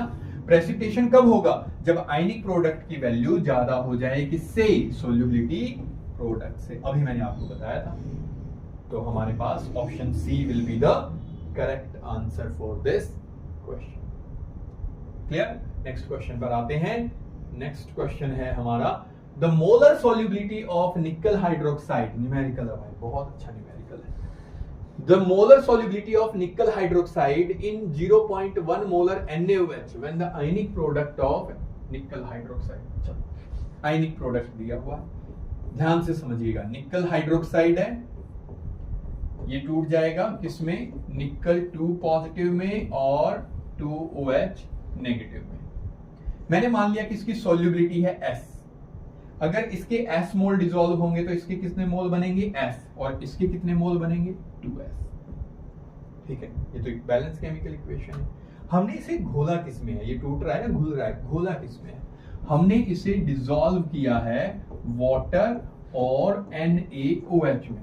लेकिन अब कहानी समझिए, NaOH को जब पानी में घोलेंगे तो ये पहले से टूटेगा Na पॉजिटिव और OH नेगेटिव में। इसकी कंसेंट्रेशन कितनी है, 0.10 मोलर। अगर इसका 1 मोल टूटेगा तो इसका 1 मोल बनेगा, यानी कि 0.10 है तो यही बनेंगे, और इसके भी कितने बन गए, 0.10। तो मेरे पास ऑलरेडी वाटर के अंदर OH आयन प्रेजेंट थे, तो जब आप निकल हाइड्रोक्साइड डालेंगे तो क्या वो इसे आसानी से डिसॉल्व होने देगा, नहीं। OH आयन कॉमन आयन हो गया ना, कॉमन आयन है तो वो कहेगा कि नहीं भैया वापस जा, बैकवर्ड डायरेक्शन में जा, तो इसकी सॉल्युबिलिटी बहुत कम है, यहां से पता भी लग रहा है। इसकी जो वैल्यू है वो है 2 × 10⁻⁻⁻15 की रेंज में। ठीक है, ये हमारे KSP दिया हुआ है। चलो हमारे पास फॉर्मूला लगाते हैं। आयनिक प्रोडक्ट किसके इक्वल हो जाएगा, concentration of nickel and concentration of OH ion raise to power 2। KS ionic product की वैल्यू रखो कितनी है, 2 × 10⁻⁻15। निकल की कंसेंट्रेशन S, और OH आयन की कंसेंट्रेशन कितनी है, OH आयन की कंसेंट्रेशन है 2S, तो हमें यहां से मिल रहा है, प्लस वहां से OH कितना मिल रहा है 0.10। भाई OH तो OH है, तो दोनों जगह से मिल रहा है ना अब हमें, तो इसकी पावर कितनी कर देंगे, 2 कर देंगे। अब हमें ये पता है कि ये हमारे पास क्या है, नेग्लिजिबल वैल्यू है।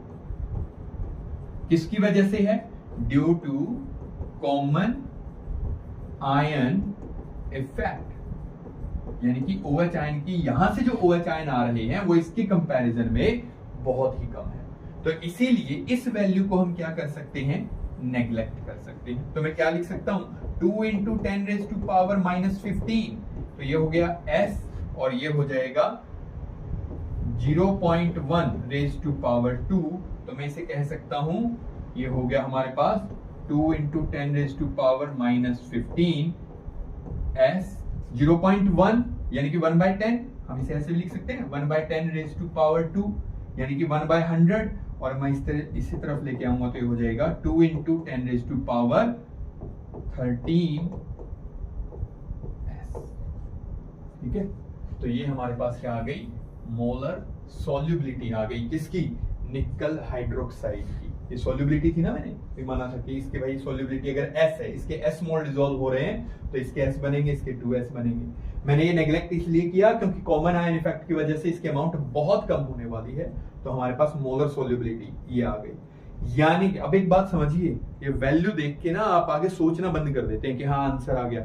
मोलर सॉल्युबिलिटी, कितने मोल डिसॉल्व होंगे 1 लीटर पानी में, कितने होंगे? ध्यान से देखो भैया, निकल हाइड्रोक्साइड के कितने मोल डिसॉल्व होंगे? 0.0002। कितने मोल डिसॉल्व होंगे? कितनी कम है।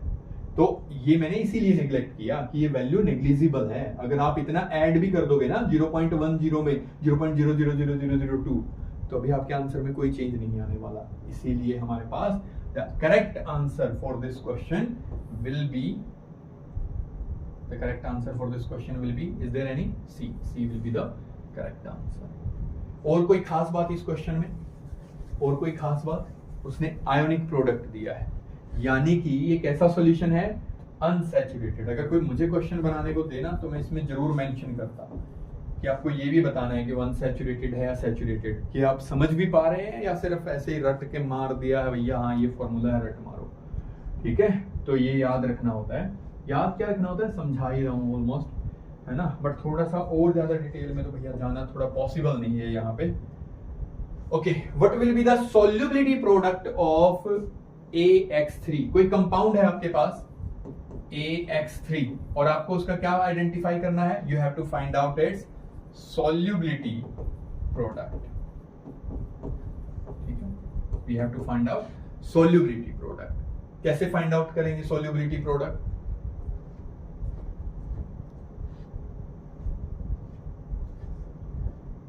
कैसे फाइंड आउट करेंगे सॉल्युबिलिटी प्रोडक्ट भाई जनता? देखो, सॉल्युबिलिटी प्रोडक्ट का मतलब है कि मैंने AX3 को किसी भी सॉल्वेंट में, मान लो वाटर में ही मिक्स किया है, तो ये टूट जाएगा। देखो किस में टूट जाएगा? A पॉजिटिव कितना? 3, इसकी वैलेंसी इसके साथ, इसकी वैलेंसी इसके साथ, और 3X नेगेटिव, ये बनेगा। क्लियर? अब मुझे इसका सॉल्युबिलिटी प्रोडक्ट आइडेंटिफाई करना है। मैंने माना कि इसकी सॉल्युबिलिटी S है, तो इसके कितने मोल बनेंगे? S, और इसके कितने मोल बनेंगे? 3S। यही है, निकालो।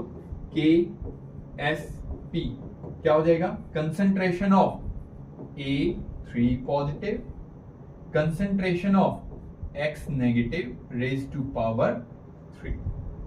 क्या है? A की कंसंट्रेशन बताओ कितनी है?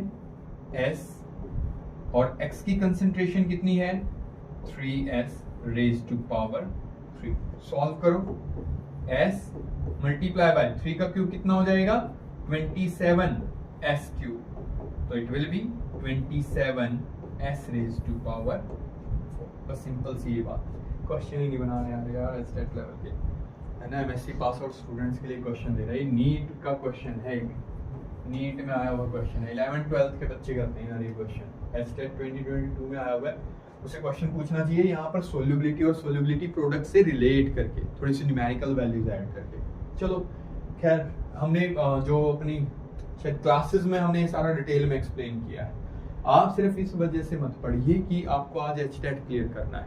आप ये सोचते हैं कि पहले HTET तो हो, अरे हो जाएगा यार, HTET भी हो जाएगा, लेकिन साथ में इस तरीके से प्रिपरेशन करिए ना, चीजों को इस तरीके से पढ़िए कि एटलीस्ट आप एक अच्छा टीचर बन सकें, आप लोगों को समझा सकें कि क्या बेटर वे है चीजों को समझने का। अगर हम रट के पढ़ के आ गए, फिर हमारे बच्चे भी रट के पढ़ेंगे, फिर उनके वो भी है, तो ये प्रोसेस ही चेंज करना पड़ेगा यार हमें। ठीक है, खैर आगे मूव करते हैं, नेक्स्ट पॉइंट पर आते हैं। हमारा नेक्स्ट क्वेश्चन है the aqueous solution of borax is. Borax एक बहुत इंपॉर्टेंट कंपाउंड है, मैं एडवाइस करूंगा इसका स्ट्रक्चर जरूर पढ़िएगा, जरूर से जरूर पढ़िएगा। बोरेक्स का स्ट्रक्चर पढ़िएगा, कितने टाइप की बॉन्ड लेंथ होती है, BOB बॉन्ड कितने हैं, BB बॉन्ड कितने हैं, इस बात पर जरूर ध्यान दीजिएगा। क्या ज्योमेट्री है, क्या हाइब्रिडाइजेशन है, ठीक है, यहाँ पर जरूर देखिएगा एक बार, बहुत इंपॉर्टेंट है। अभी असिस्टेंट प्रोफेसर एग्जामिनेशन में भी इस तरीके के क्वेश्चंस जो हैं पूछे गए हैं, जो हरियाणा में हुआ है। Aqueous solution of borax is, कैसे पता करेंगे? पहले कंसेप्ट समझते हैं, ठीक है। किसी भी सॉल्ट का नेचर एसिडिक होगा, बेसिक होगा, कैसा होगा, इस कंसेप्ट को समझते हैं, क्योंकि कंसेप्ट समझ में आ गया फिर तो कहानी बनी गई। उससे आपको ये भी पता चल जाएगा कि आप आम जिंदगी में नमक खा रहे हैं, सेंधा नमक खा रहे हैं, काला नमक खा रहे हैं, कैसा खा रहे हैं, उसके क्या इफेक्ट होते हैं। प्लांट्स के पत्ते आप खाते हैं, क्यों खाते हैं? जब लोग एडवाइस देते हैं ना आयुर्वेदा वाले, इंडाइजेशन है तो अमरूद के पत्ते खा लो, दांत खराब हैं, पेट में कीड़े हैं, नीम के पत्ते खा लो। सॉल्ट है उनके अंदर, कुछ कैसे काम करते हैं पहले समझिए। देखिए हमारे पास सॉल्ट बेसिकली बनते कैसे हैं। अगर मैं सॉल्ट फॉर्मेशन की बात करूं तो हम ये कहते हैं कोई भी एसिड अगर किसी बेस के साथ रिएक्शन करेगा तो हमारे पास बनेगा सॉल्ट प्लस वाटर। ये दो चीजें बनेंगी, एसिड और बेस आपस में रिएक्शन करेंगे तो सॉल्ट प्लस वाटर बनेगा। मान लीजिए कि आपके पास है सोडियम हाइड्रोक्साइड, ये हमारा एक स्ट्रॉन्ग बेस है, और HCl ये एक स्ट्रॉन्ग एसिड है। अगर इन दोनों की रिएक्शन करवाते हैं तो हमारे पास बनेगा NaCl प्लस वाटर। ध्यान से समझिएगा। मान लीजिए मैंने यहां पर इसके 100 मॉलिक्यूल लिए, इसके भी 100 मॉलिक्यूल लिए, ये 100 मॉलिक्यूल टूट गई Na पॉजिटिव OH नेगेटिव में, ये 100 मॉलिक्यूल टूट गए H पॉजिटिव और Cl नेगेटिव में। अगर 100 टूटेंगे तो 100 ये बन जाएंगे, 100 ये बन जाएंगे। समझिए, कई बार लोग ये सोचते हैं 50-50 बनने चाहिए, 100 क्यों बन गए? भाई अगर आपके पास एक पेन है और एक कैप है, आपके पास 100 पेन है, आपने उन्हें अलग कर दिया तो कैप कितनी होंगी? 100 सी तो होंगी, और पेन भी कितने बच जाएंगे? 100 सी बच जाएंगे। तो हम मॉलिक्यूल को आयंस में तोड़ रहे हैं, तो 100 ये बनेंगे, 100 ये भी 100 बन गए, ये भी 100 बन गए, क्योंकि स्ट्रॉन्ग है ना, स्ट्रॉन्ग एसिड है, स्ट्रॉन्ग बेस है, तो कंप्लीट डिसोसिएशन हम कहते हैं होगा। अब ये 100 Na पॉजिटिव जाके जुड़ गए 100 NaCl बनाने के लिए यहां पर, और ये जुड़ गए इनके साथ, तो हमारे पास बन गए वाटर मॉलिक्यूल। क्या कोई H पॉजिटिव बचा? नहीं। क्या कोई एक्स्ट्रा OH नेगेटिव बचा? नहीं। यानी कि ये जो सॉल्ट है ये हमारे पास कैसा सॉल्ट है? ये हमारे पास एक न्यूट्रल सॉल्ट है। During its formation there is no excess of H positive and OH negative created, तो ये न्यूट्रल सॉल्ट हो गया। अब दूसरे पॉइंट पे आते हैं। अगर एक हमारे पास स्ट्रॉन्ग हो, जस्ट कंसिडर कर लेते हैं कि मेरे पास NaOH है जो कि एक स्ट्रॉन्ग बेस है, लेकिन इसकी रिएक्शन हम करवा रहे हैं वीक एसिड के साथ, लाइक CH3COOH। ये एक वीक एसिड है, तो अगर इसके 100 मॉलिक्यूल्स थे ये तो टूट जाएंगे, Na पॉजिटिव OH नेगेटिव, ये भी 100 ये भी 100, लेकिन मान लो कि इसके 10 डिसोसिएट हुए। Out of 100 only 10 molecules get dissociated. बहुत ज्यादा बोल रहा हूं मैं, 10⁻⁵ की रेंज में होता है इसका डिसोसिएशन कांस्टेंट, लेकिन समझाने के लिए मान लेते हैं कि 10 डिसोसिएट हो रहे हैं, तो हमारे पास क्या बन जाएंगे? 10 और 10। अब ये तो भैया न्यूट्रल हो गया, ये तो 10 न्यूट्रलाइज कर देंगे, तो हमारे पास 90 Na पॉजिटिव आयन बच गए, और ये जाके जुड़ेंगे इसके साथ, तो हमारे पास 90 OH आयन भी बच गए। तो हमारे पास क्या बच रहा है कंटेनर में? OH ion. तो ये जो सॉल्ट बना है CH3COO negative Na positive sodium acetate, ये कैसा सॉल्ट है? ये कहलाएगा बेसिक सॉल्ट। ठीक है, ये क्या कहलाएगा? Basic salt. ऐसे ही अगर स्ट्रॉन्ग एसिड हो और वीक बेस हो तो आपके पास लास्ट में H पॉजिटिव बच जाएंगे, और जो सॉल्ट है वो कहलाएगा एसिडिक सॉल्ट। कहानी समझ में आई? आई होप आपको ये समझ में आ गया हो कि एसिडिक, बेसिक या न्यूट्रल सॉल्ट कैसे बनते हैं। ये है हमारे पास सोडियम बोरेट, जिसे आप बोरेक्स भी कहते हैं। जब आप इसे वाटर में मिक्स करते हैं, क्योंकि एक सॉल्ट है, जब आप इसे वाटर में मिक्स करते हैं तो आपके पास बनता है बोरिक एसिड। ये एक वीक एसिड है। कैसा है? Weak acid, boric acid. Eye flu में डालते हैं भाई, छोटे छोटे कैप्सूल आते हैं पीले पीले से रंग के, चिपचिपे से, तो उसके अंदर बोरिक एसिड होता है, एंटी फंगल होता है, आजकल नॉर्मल लिक्विड फॉर्मेट्स में भी आने लग गया है। और हमारे पास क्या बन रहा है? Strong base. तो स्ट्रॉन्ग बेस और वीक एसिड के कॉम्बिनेशन से बना हुआ सॉल्ट है, तो इसका मतलब ये कैसा सॉल्ट है? बेसिक सॉल्ट है।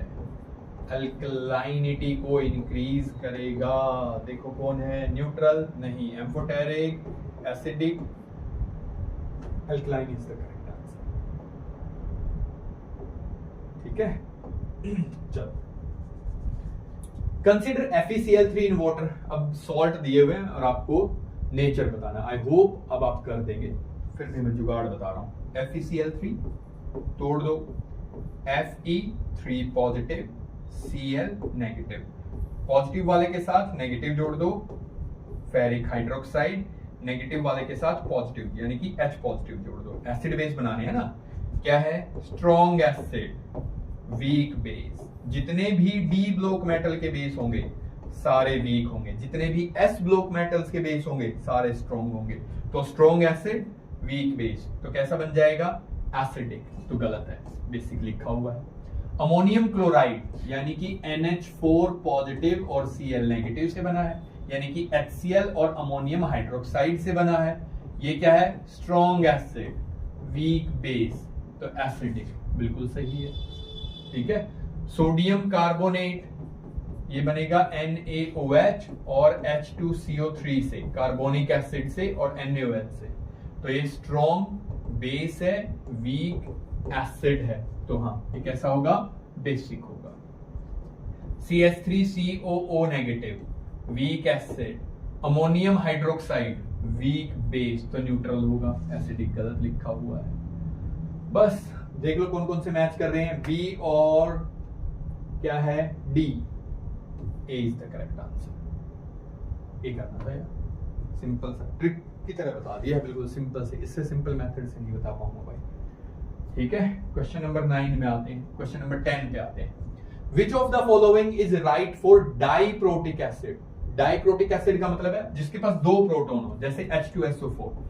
दो से ज्यादा भी हो सकते हैं बट वो डोनेट दो कर रहा हो, जैसे H3PO4।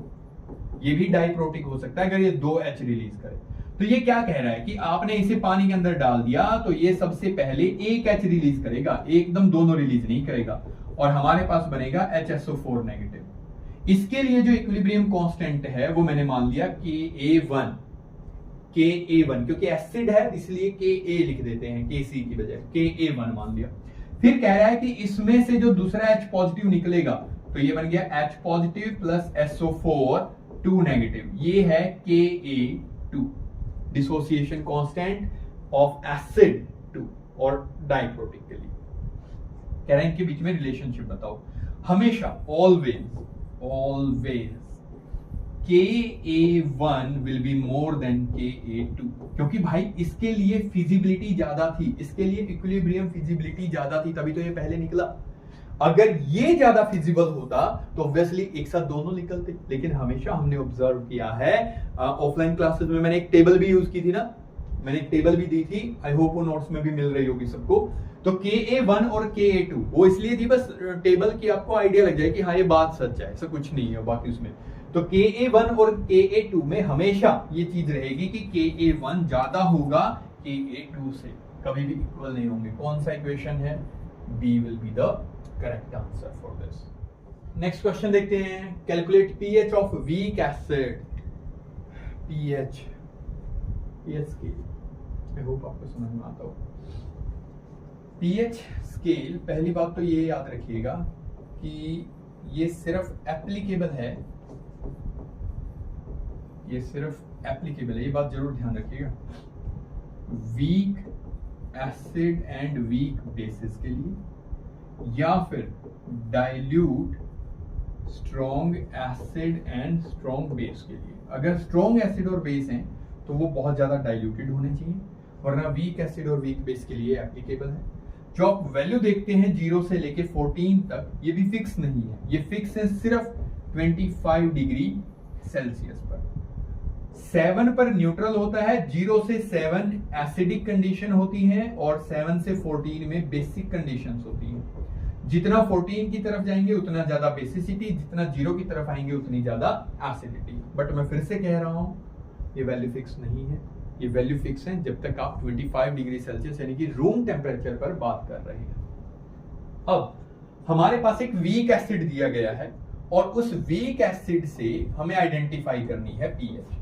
तो हमारे पास कंडीशन क्या है? वीक एसिड है, इक्विलिब्रियम अचीव हो गया है, H पॉजिटिव A नेगेटिव, ये एक्वस, ये एक्वस। अगर इसका 1 मोल हमारे पास है तो इसके कितने बनेंगे?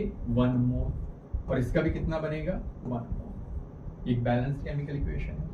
मान लेते हैं कि इसकी कंसंट्रेशन है C टोटल, तो अगर ये कंप्लीट डिसोसिएट हो जाता तो ये भी C होता, ये भी C होता, लेकिन ये कंप्लीट डिसोसिएट डिसोसिएटेड हो नहीं रहा, इसमें से क्या डिसोसिएट हो रहा है? अल्फा। अल्फा क्या होता है? Degree of dissociation, degree of dissociation. जैसे आपने ये कह दिया ना कि 10% डिसोसिएट हो रहा है, कि भाई 100 मॉलिक्यूल थे तो 10 डिसोसिएट हो रहे हैं, तो अल्फा की वैल्यू हो गई 10/100। परसेंटेज में बोल दो या अल्फा की टर्म में बोल दो, तो कितना डिसोसिएट हो रहा है? सी अल्फा, सी का 10% डिसोसिएट हो रहा है। तो ये हो गया डिसोसिएटेड, ये क्या हो गया? डिसोसिएटेड, कि भाई आपके पास सी मोल थे और ये सी में से अल्फा डिसोसिएट हो गए, तो ये भी क्या हो जाएगा? सी अल्फा, ये भी क्या हो जाएगा? C alpha. पीएच का फॉर्मूला क्या होता है? पीएच का फॉर्मूला है negative log of concentration of H positive ion. रख दो value, negative log of concentration कितनी है? C alpha.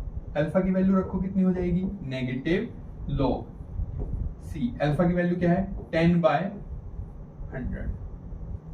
कंसंट्रेशन क्या है? 10/100। तो पीएच क्या हो गई? पीएच हमारे पास हो गया नेगेटिव लॉग ऑफ, क्या कुछ और वैल्यू दी हुई थी? 1 मोलर सॉल्यूशन दिया हुआ है और 1 मोलर का 10% डिसोसिएट हो रहा है, तो हमारे पास हो जाएगा नेगेटिव लॉग, सी की वैल्यू 1 हो गई तो ये हो गया 0.1। इसे मैं लिख सकता हूं 10⁻⁻1, तो नेगेटिव लॉग ऑफ 10⁻⁻1, और 10⁻x किसके इक्वल होता है? log 10⁻, log 10⁻x किसके इक्वल होता है? x के। माइनस है तो माइनस हो जाएगा, तो log 10⁻⁻1 -1 के इक्वल हो जाएगा, माइनस माइनस प्लस 1 के इक्वल हो जाएगा। तो आंसर आ गया आपका पीएच। अगर आपको निकालनी है तो इसका आंसर कितना हो जाएगा? 1। मैंने सी की वैल्यू 1 ली क्योंकि 1 मोलर दिया हुआ था, लेकिन उसमें से डिसोसिएट सिर्फ 10% हो रहा था, तो अल्फा की वैल्यू हो जाएगी 10/100। सी अल्फा हमने डिसोसिएटेड फॉर्म निकाल दी थी, that will be the pH. Next है आपको पीएच फाइंड आउट करनी है अगर आपने 2 सॉल्यूशन मिक्स किए। मैं इसके लिए आपको एक ट्रिक बताता हूं, ये मैंने आपको स्टोइकियोमेट्री में भी पढ़ाया हुआ है। हमारे पास अगर एसिड और बेस को मिक्स किया जाए तो आपके पास फॉर्मूला क्या है? आपको फॉर्मूला यूज करना है, बट एक बात याद रखिएगा, इन दोनों के लिए एन फैक्टर की वैल्यू सेम होनी चाहिए, तब आपको ये फॉर्मूला यूज करना है। ठीक है, एन फैक्टर की वैल्यू क्या है? एन फैक्टर क्या होता है कि कितने H पॉजिटिव या OH नेगेटिव दे रहे हैं। जैसे यहां पर क्या है, हमने HCl और NaOH को मिक्स किया है, ये भी एक OH आयन देता है, ये भी एक H पॉजिटिव आयन देता है, तो दोनों के लिए एन फैक्टर की वैल्यू सेम है। तो फॉर्मूला हो जाएगा M1V1 minus M2V2 is equal to M3V3। अगर दोनों एसिड हैं, अगर आपने एसिड और एसिड को मिक्स किया तो इक्वेशन होगी M1V1 plus M2V2 is equal to M3V3। अगर क्वेश्चन में एसिड और बेस दिए हुए हैं तो साइन यूज करिएगा माइनस का। ठीक है, जैसे कि M1V1 मैं किसी का भी मान लेता हूं मैं समझाने के लिए, ताकि आपको नेगेटिव, और ये मॉडुलस वैल्यू होगी, मतलब हमेशा आंसर पॉजिटिव आएगा आपका। बस एक बार चलो मैं समझाता ही हूँ इस चीज का मतलब क्या है। मैं माइनस को आगे लेके रख लेता हूँ ताकि आपको बता पाऊं। तो मैं पहले बेस को लिख देता हूँ, पहले मैंने बेस लिख दिया, M1 कितना है? 0.1, वॉल्यूम कितना है? 50 ml, ये मैंने लिख लिया है सोडियम हाइड्रोक्साइड के लिए। फिर M2 की वैल्यू कितनी है? 0.2 मल्टीप्लाई बाय 50। M3 मुझे फाइंड आउट करना है, वॉल्यूम कितना हो जाएगा? 100, 50-50 दोनों ऐड कर दी, तो ये हो जाएगा कितना? That will B 5 and that will B 10 divided by 100, क्योंकि ये HCl के लिए था तो हमारे पास आ गया M3। M3 की वैल्यू आ गई -5/100। माइनस साइन का मतलब है ये HCl के लिए थी ना ये टर्म, तो इसका मतलब जो आपका सॉल्यूशन है, पहली बात वो एसिडिक रहने वाला है। अगर मैं ये पहले लिख देता और ये बाद में लिख देता तो मेरा आंसर पॉजिटिव आता, कि ये अपने आप ही पॉजिटिव हो जाता, यानी कि वो HCl के लिए, क्योंकि HCl के आगे पॉजिटिव का साइन था, तो ये एसिडिक हो गया। अब इसे मैं क्या लिख सकता हूं? तो मैंने कहा था कि पहले ही M3 की वैल्यू हमेशा मॉडुलस होगी, ये माइनस और प्लस बस आपको ये बता रहा है कि एसिड है या बेस है। तो हमारे पास क्या हो गया? 0.05 या फिर कहिए 5 × 10⁻⁻²। इसे मैं ऐसे भी कह सकता हूं, निकाल देते हैं, पीएच निकालिए। पीएच का फॉर्मूला क्या है? pH is equal to negative logarithm of concentration of H positive. Concentration कितनी आ रही है? log 5 into 10 raised to power -2। log एक मैथमेटिकल टूल है। अगर आप बायो बैकग्राउंड से हैं तो इस चीज को समझने की कोशिश करिए। जैसे 2 + 3 5 है, कैसे पता? आपने प्लस के कुछ रूल्स पढ़े हैं, उन प्लस के रूल्स के अकॉर्डिंग 2 और 3 को ऐड करने पर 5 आता है। 3 - 2 1 होता है। तो जैसे plus minus multiplication division mathematical tools हैं, उसी तरीके से log एक टूल है और इसका रूल ये है कि log m into n अगर है तो आप इसे लिख सकते हैं log m plus log n। ठीक है, तो इस टर्म को मैं ऐसे लिख सकता हूं log 5 plus log 10 raised to power -2। Values कैसे याद रखेंगे? वैल्यूज याद रखने का तरीका बताता हूं। log 5 की वैल्यू होती है 0.70 और log 10 raised to power x किसके इक्वल होता है? x के। तो ये कितना हो जाएगा? -2। बाहर माइनस है तो सबके साइन चेंज कर देंगे। 0.70 माइनस था, माइनस से प्लस हो जाएगा, तो ये कितना हो गया? 2। तो आंसर कितना हो गया? 1.3। तो pH आ गई आपके पास 1.3।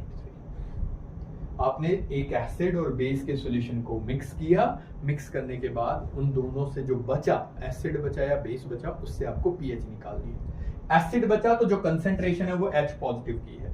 अगर बेस बच जाए तो जो कंसेंट्रेशन है उसे जो भी आप POH निकाल देंगे, फिर आप POH निकाल देंगे अगर बेस बच रहा है तो, और लास्ट में जो आंसर आएगा उसे 14 में से माइनस कर देंगे, आपके पास पीएच आ जाएगी। ठीक है, log वैल्यूज कैसे याद रखें? देखो log 1 की वैल्यू 0 होती है, log 2 की वैल्यू 0.3, 3 की 0.4। अब याद कैसे करें? देखो जो भी आपके पास नंबर है उससे आपको एक आगे बढ़ना है, लेकिन पॉइंट में। जैसे log 2 की वैल्यू 0.3 है, अब इसमें आपने एक ऐड कर दिया, अब आपको 1.5 के अप्रोक्स ऐड करना है, तो 3 में क्या हो जाएगा? 0.47, यानी कि लगभग आपने 1.5 ऐड कर दिया। फिर 2 ऐड करना है, 0.4 की वैल्यू क्या हो गई? 6। फिर से क्या करना है? 2 ऐड करना है, फिर से क्या ऐड करना है? 1.5 ऐड करना है। 5 की वैल्यू कितनी हो गई? 0.7। 6 की वैल्यू कितनी हो गई? 0.76, अप्रोक्सीमेटली 1.5। मतलब अगर आप इसे 0.45 लिख के भी सॉल्व कर देंगे तो ज्यादा फर्क नहीं पड़ेगा, इसे 0.75 लिख के भी सॉल्व कर देंगे तो फर्क नहीं पड़ेगा। और log 10 की वैल्यू क्या होती है? 1। तो इस तरीके से आप पीएच कैलकुलेट कर सकते हैं। आपको कोई दूसरा तरीका अगर याद रखने का पता है तो आप उसे भी यूज कर सकते हैं। The pH of blood is maintained by buffer। देखो हमारा ब्लड जो है वो एक बफर सॉल्यूशन होता है। क्या होते हैं बफर? पहले तो इस बेसिक चीज को समझ लेते हैं। Buffer basically, buffers are pH resisting solution to an extent। ये भी याद रखिए, बफर एक ऐसा सॉल्यूशन है, अगर आपने किसी चीज के अंदर बफर ऐड कर दिया और अब आप उसके अंदर एसिड या बेस ऐड करेंगे तो उसकी पीएच चेंज नहीं होगी, लेकिन टू एन एक्सटेंट। ऐसा नहीं कि आप डालते रहेंगे और वो पीएच को रोकता रहेगा, नहीं, ऐसा नहीं। तो बफर पीएच को रजिस्ट, पीएच चेंज को रजिस्ट करने वाले सॉल्यूशंस होते हैं। ठीक है, अब बफर दो तरीके के होते हैं, एक तो होते हैं एसिडिक बफर और एक होते हैं बेसिक बफर। एसिडिक और बेसिक बफर का मतलब ये नहीं है कि ये एसिड की कंसेंट्रेशन को चेंज नहीं होने देगा, ये बेस की कंसेंट्रेशन को चेंज नहीं होने देगा। बनाने का तरीका है ये। एसिडिक बफर का मतलब होता है अगर आप कोई वीक एसिड और वीक एसिड का सॉल्ट विद स्ट्रॉन्ग बेस ले लें, जैसे वीक एसिड है CH3COOH, ये वीक एसिड हो गया। अब इसी वीक एसिड का सॉल्ट लेना है, किसके साथ? स्ट्रॉन्ग बेस के साथ, जैसे CH3COO नेगेटिव Na पॉजिटिव। ये NaOH के साथ मैंने इसका बेस बना दिया क्योंकि NaOH स्ट्रॉन्ग बेस है। ये दोनों को अगर आप मिक्स कर देंगे तो ये हमारे पास एक एसिडिक बफर बन गया। बेसिक बफर, मान लो कि कोई वीक बेस है अमोनियम हाइड्रोक्साइड और वीक बेस का ही सॉल्ट लेना है स्ट्रॉन्ग एसिड के साथ, ये मैंने HCl के साथ इसका ले लिया, तो ये हमारे पास कैसा कहलाएगा? Basic buffer. एक तो क्वेश्चन ये पूछा जा सकता है कि बताओ कौन सा एसिडिक बफर होगा, कौन सा बेसिक बफर होगा इस बार एग्जामिनेशन में बहुत ज्यादा चांसेस लग रहे हैं मुझे इस बात के, ठीक है। और दूसरा आपसे यहां पर पूछा गया कि आपकी बॉडी के अंदर कौन सा एसिडिक और बेसिक बफर काम करता है। देखो हमारी बॉडी के अंदर बहुत सारे protein, phosphate, biphosphate, carbonate, bicarbonate हैं जो हमारे ब्लड की पीएच को और हमारी बॉडी फ्लूइड्स की पीएच को चेंज होने से बचाते हैं, क्योंकि हम एसिडिक चीजें भी खाते हैं, बेसिक चीजें भी खाते हैं, मेडिसिन भी ले रहे हैं। अगर ब्लड की पीएच चेंज हो गई या हमारे बाकी फ्लूइड्स की पीएच चेंज हो गई तो बहुत बड़ी दिक्कत हो जाएगी, हम सरवाइव नहीं कर पाएंगे। So our body has developed some buffer system. तो हमारे ब्लड की जो पीएच है जो कि थोड़ी सी अल्कलाइन होती है, 7 से ज्यादा है तो थोड़ा सा बेसिक होता है, B for blood, B for basic. तो ये हमारे पास ध्यान रखिए कौन मेंटेन करता है, ये मेंटेन करता है carbonate bicarbonate buffer system, carbonate bicarbonate buffer system. और इसकी हेल्प करता है कार्बोनिक एनहाइड्रेज नाम का एक एंजाइम, याद रखिएगा ये भी, कार्बोनिक एनहाइड्रेज, टीजीटी में भी आता है ये एग्जाम में क्वेश्चन। ये एक एंजाइम है जो हमारी बॉडी के अंदर इस चीज को मेंटेन करता है। लेकिन अभी तो मैंने बोला कि फॉस्फेट बाइफॉस्फेट भी होता है, बिल्कुल होता है, तो फिर ये आंसर क्यों नहीं है।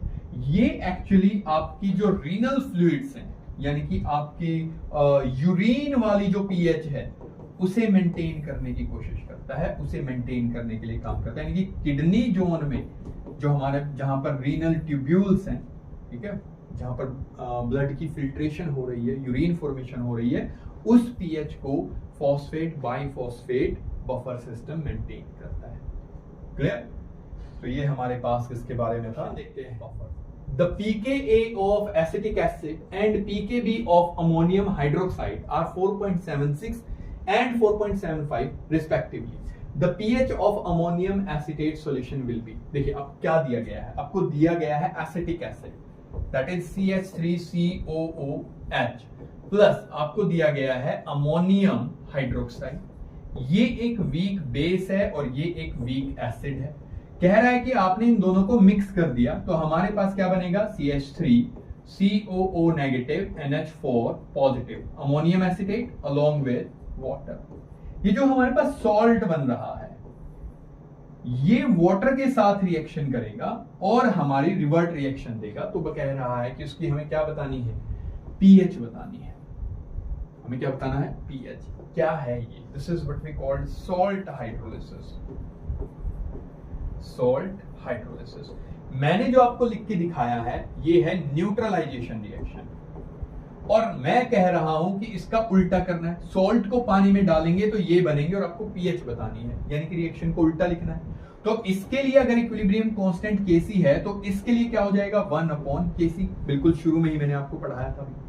और इसी को हम क्या बोलते हैं, सॉल्ट हाइड्रोलिसिस।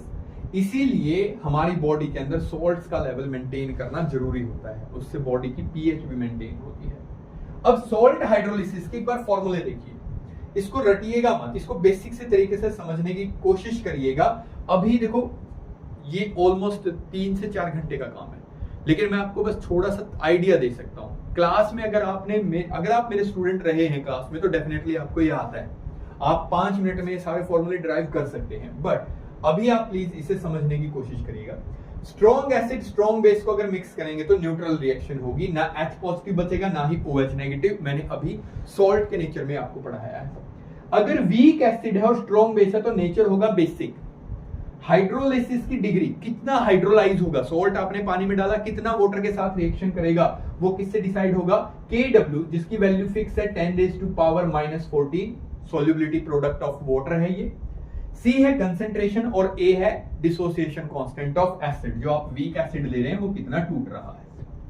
हाइड्रोलिसिस कांस्टेंट हो जाएगा Kw/Ka, वीक के हिसाब से चलना है आपको। और पीएच वैल्यू हो जाएगी 1/2 pKw plus pKa plus log C, क्योंकि एसिड है तो सारी चीजें प्लस रहेंगी। पीएच का फॉर्मूला ही H पॉजिटिव की टर्म में है।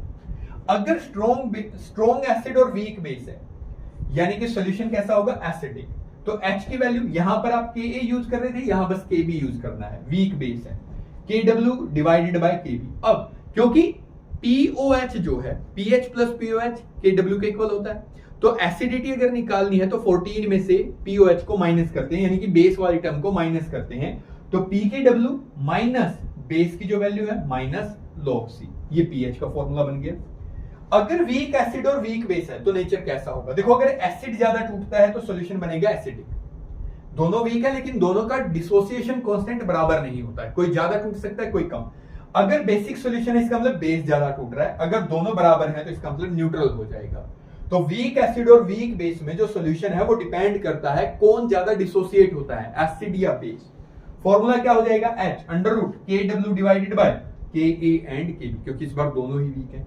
यहां पर क्या हो गया? सिंपल ऐसे ही।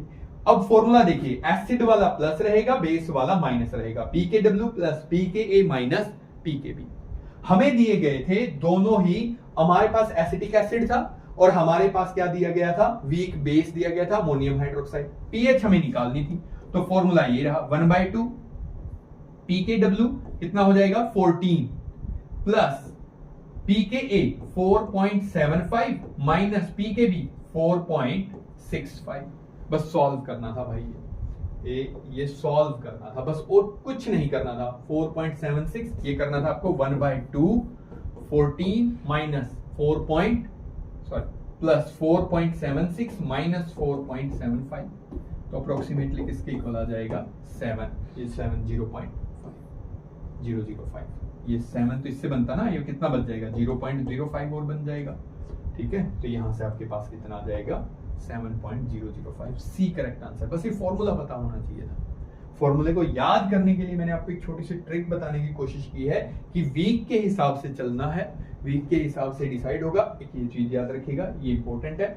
इसका स्क्रीनशॉट जरूर लीजिएगा, ये जरूर काम आएगा। इसको एक बार 100% रिकैप करिएगा।